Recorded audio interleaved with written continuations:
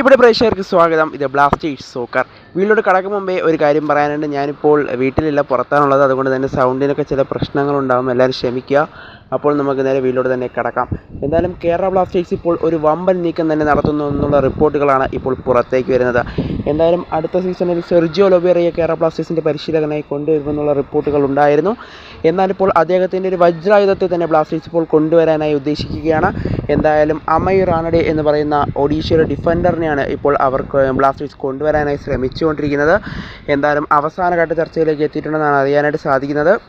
എന്തായാലും ഏകദേശം 78% താരം ബ്ലാസ്റ്റേഴ്സിലേക്ക് എത്താനുള്ള സാധ്യതകൾ ഇപ്പോൾ നിലവിലുണ്ടെന്നാണ് അറിയാനായിട്ട് സാധിക്കുന്നത്. എന്തായാലും താരത്തെ സ്വന്തമാക്കാൻ വമ്പൻ ശ്രമങ്ങളാണ് ഇപ്പോൾ നിലവിൽ ബ്ലാസ്റ്റേഴ്സ് നടത്തിക്കൊണ്ടിരിക്കുന്നതെന്നാണ് അറിയാനായിട്ട് സാധിക്കുന്നത്. എന്തായാലും ഉടൻ തന്നെ ഒരു ഒഫീഷ്യൽ പ്രഖ്യാപനം ഉണ്ടാകും. എന്തായാലും ഈ സീസണിലാവില്ല, പകരം അടുത്ത സീസണിലായിരിക്കും താരം ബ്ലാസ്റ്റേഴ്സിലേക്ക് എത്തുക എന്നുള്ളതാണ് ഇപ്പോൾ അറിയാനായിട്ട് സാധിക്കുന്നത്. എന്തായാലും ബ്ലാസ്റ്റേഴ്സിൽ നിന്നും ഒരു വമ്പൻ നീക്കം തന്നെയാണ് ബ്ലാസ്റ്റേഴ്സ് ഇപ്പോൾ നടത്തുന്നത്.